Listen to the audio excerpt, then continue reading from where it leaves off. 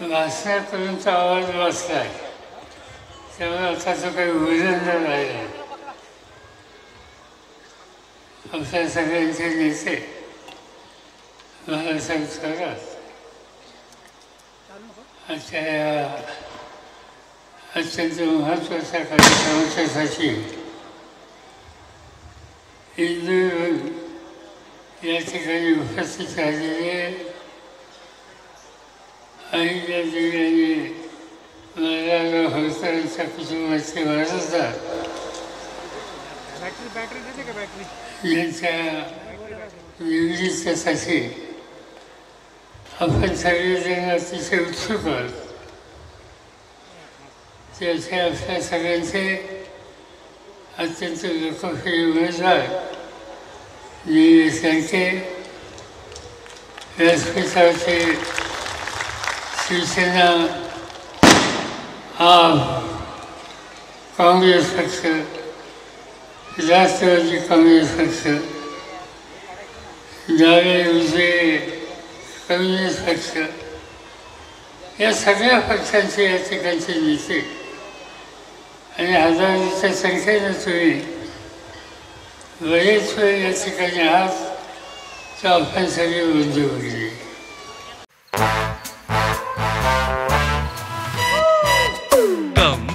Come, my love, please don't say no, baby. Come, my love. V-Guard के air coolers extra large cooling pads के साथ जो अच्छों को ठंडा करे. V-Guard air coolers, long lasting cooling. बऱ्याच दिवसातून आज मी गांधी मैदानावर बोलतोय. एक काळ असा होता की नगरला माझी सभा म्हणल्याच्या नंतर ती गांधी मैदानावरच असायची आणि या मैदानाला इतिहास आहे. अनेक प्रश्नांच्यासाठी आम्ही लोकांनी या ठिकाणी सभा घ्यायच्या आणि आज गेले काही दिवस निलेश लंकेंनी जी यात्रा काढली होती, गावगाव गेले, लोकांना भेटले, त्यांची सुखदुःख समजून घेतली आणि आपल्या सगळ्यांची उद्या आपल्या खांद्यावर जी जबाबदारी पडणार आहे ती सोडण्याच्यासाठी, फेडण्याच्यासाठी स्वतःची तयारी त्यांनी या ठिकाणी केली आणि त्या यात्रेचा असा सांगता दिवस आहे.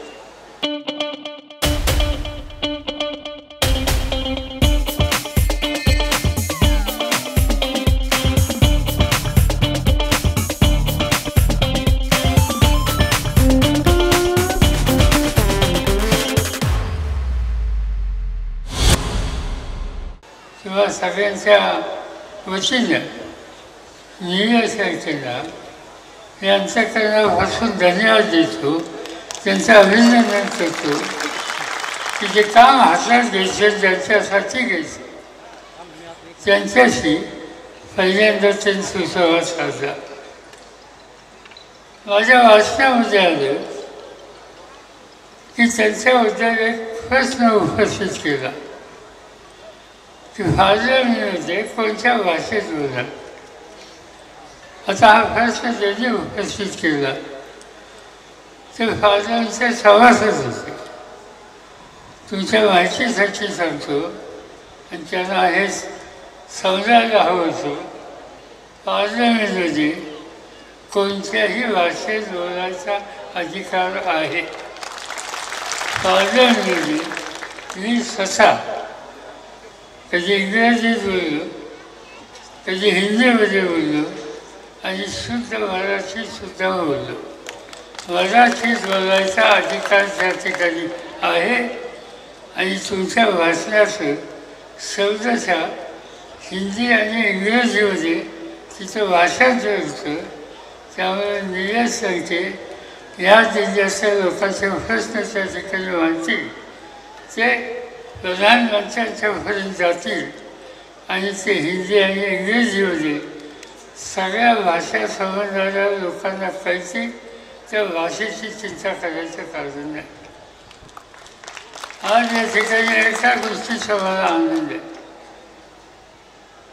आणि मला असं समजलं नीरज लंकेंच्या पत्नी राणी लंके हिच्या खाली बसतात. असं ते बसलं माझी उंची अडचण केली त्यांनी कारण त्यांच्या लग्नाचा वाढदिवस आहे आणि त्यामुळे त्यांच्या लग्नाचा वाढदिवस आहे म्हणून मी इथं फुलं आणून ठेवली होती पण त्यांनी दुसऱ्याला त्यांचा स्वभाव असाच आहे स्वतःसाठी काही ठेवायचंच नाही. पण ठीक आहे तुम्हा सगळ्यांच्या वतीनं या दोघांचंही मी अंतःकरणापासून अभिनंदन करतो आणि नीरज लंकेंच्या पेक्षासुद्धा राणी लंकेंचं मी अभिनंदन करतो की असा नवरा त्यांनी सांभाळला अखंड लोकांच्यात असतो घरात राहत नाही. कोरोनाचं संकट आलं मला दिवस आठवत नाही पण महिने हे दिवस कधी गेलाच नाही. पण ठीक आहे ते गेले नाही ती लोकांची सेवा करण्यासाठी रुग्णांची सेवा करण्यासाठी आणि ते काम त्यांनी अखंडपणाने केलं आणि म्हणून पाळलेली एक अतिशय हिरा नुसता नगर जिल्ह्याला दिला नाही तर महाराष्ट्राला दिला. अनेक गोष्टी त्यांनी केल्या. कधी मला मुली भेटतात शाळेत जाणाऱ्या मुली 3-3, 4-4 मुली चालत जायच्या त्यांच्या लक्षात आलं लक्ष असतं आणि 8,000 मुलींना सायकली मोफत दिली. तर लहान गोष्ट ते केलं काम त्यांनी. अशी अनेक कामं त्यांनी आपल्या आयुष्यामध्ये केली आणि त्यामुळे लोकांच्यासाठी आपलं जीवन आहे हा निर्णय या पतिपत्नींचा आहे आणि अशांचा आज या ठिकाणी लोकसंगीतासाठी आपण चर्चा करतो. माझी खात्री आहे की तुम्ही मोठ्या मताने त्यांना विजय केल्याचं झाला नाही. त्यांच्या टीका केली जास्त टीका करणारे लोक त्यांच्याबद्दल मला काही जास्त बोलायचं नाही. ते टीका करतात माझ्यावर कसं बाळासाहेबांचा त्यांचा अत्यंत आवडता विषय त्या बाळासाहेबांच्या जरा जास्त टीका करतात. पण या लोकांना हे आठवत नाही की त्यांच्या सार्वजनिक जीवनामध्ये बाळासाहेब असोत किंवा माझ्याकडे असोत काही ना काहीची मदत ही त्यांना झालेली आहे. कदाचित बाळासाहेबांना आठवत असेल तर नसेल बाळासाहेब विखे यांना निवडणुकीला उभं जायचं होतं. मी महाराष्ट्राचा मुख्यमंत्री होतो. त्यांची निवडणूक सोपी नव्हती. त्यांना यश संपादन करायचं असेल तर भाऊसाहेब सदासांची त्यांना मदत हवी होती आणि ती मदत मिळेल याची खात्री त्यांना नव्हती. माझ्याकडे हा प्रश्न मांडला. या जिल्ह्यात दौऱ्याला होतो.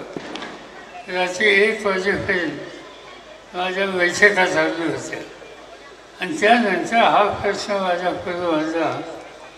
मी बाळासाहेबांना म्हटलं की सगळं गाडीत बसू आपण जोड्याला जाऊया भाऊसाहेब सरांच्या गावी भाऊसाहेबांना भेटूया. त्यांची काही तक्रार असेल आपली काही चूक असेल तर माफी मागूया दुरुस्त करूया. आणि प्रॅक्टिकली रात्री 3 वाजता जोड्याला बाळासाहेबांना मी घेऊन गेलो. भाऊसाहेबांना झोपेतनं उठवलं त्यांच्याशी विचारविनिमय केला. झालं गेलं विसरून विनंती केली. त्यांनी मोठ्या अंतःकरणाने सगळ्या गोष्टी माफ केल्या आणि शब्द दिला की आम्ही तुम्हाला मोठ्या मताने विजय करू आणि तो विजय त्यांनी संपादन करून दाखवला. आणि त्यामुळे ज्या लोकांना त्यांची राजकारणाची म्हणजे संसदेची त्याच्या आधी जिल्हा परिषद सरकारी संसद ते होते पण लोकसभेला जाण्याचा रस्ता ज्यांनी खुला केला आज त्यांच्या कुटुंबियांच्यावर टीका टिप्पणी करायची. याचा अर्थ काय? याचा अर्थ एकच आहे की माणुसकी नाही. अनेकांच्या टीका केलेली असते. आता या लोकांच्याबद्दल काय सांगायचं? जे लोक किती पक्ष होते, कधी शिवसेनेत होते, शिवसेना सोडली, काँग्रेसमध्ये आले, विरोधी पक्ष नेता झाले, विरोधी पक्ष नेता उपभोगलं, ते सोडून दिलं, भाजपमध्ये गेले आणि आता मंत्रीवरून त्या ठिकाणी बसले आणि आज टीका टिप्पणी करत असतात. मी तुमच्या माहितीसाठी सांगतो, या लोकांना आत्मविश्वास नाही आहे. निवडणुकीला उभे राहतात, त्यांना निले सरकारची चिंता ती नक्की वाटत असते. मी जाहीरपणाने सांगतो, जबाबदारीने सांगतो, मुंबईच्या एका उद्योगपतीला माझ्याकडे पाहतो 3 आठवड्याच्या पूर्वी. ते उद्योगपती माझ्याकडे आले. म्हणजे काय काढलं नाही, म्हणजे महसूल मंत्र्यांची विनंती आहे. म्हणजे महसूल मंत्र्यांची विनंती तुमचा काय संबंध नाही? थोडे आमचे संबंध त्यांचे असतात. त्यांनी एक मला विनंती केली की काही करून पवारसाहेबांच्याकडे जा आणि पवारसाहेबांना सांगा की निलेश लंके सोडून दुसरा कुणी उमेदवार द्या. विनंती मला स्वतः केली. ज्यांना निलेश लंकेचं नाव आलं त्यामुळे त्यांची झोप मिळाली. जे माझ्या दादाच्या संबंधी कधीच त्यांनी पाऊल टाकलं नाही. त्यांनी एका मोठ्या माणसाला माझ्याकडे पाठवलं. याचा अर्थ हा आहे की तुमच्याकडे सत्ता असेल, तुमच्याकडे साधनं असतील, पण विचार माणुसकी आणि सामान्य माणसाचं प्रेम हा खजिना ज्यांच्याकडे त्या निवडणुकीचा विचार त्यांना करू शकते. मी आधी बोलण्याच्यासाठी या ठिकाणी उभा नाही. वेळ बराच झाला. निवडणूक महत्त्वाची. या निवडणुकीमध्ये अनेक प्रश्न आहेत. आधीच्या वक्त्यांनी भाषणात सांगितले, कुठे शेतीचे प्रश्न आहेत, पाण्याचे प्रश्न आहेत, तरुणांना रोजगाराच्या संबंधीचे प्रश्न आहेत, उभयशील समाज, महिला यांच्यावर होणाऱ्या अत्याचाराचे प्रश्न आहेत. आणि हे सगळं वर्गाचे असेल तर एक भक्कम सरकार त्या ठिकाणी असतं. आज ज्यांच्या हातामध्ये सरकार आहे त्यांना लोकांच्या भ्रष्टाच्या संबंधी व्यक्तींची ती आस्था नाही.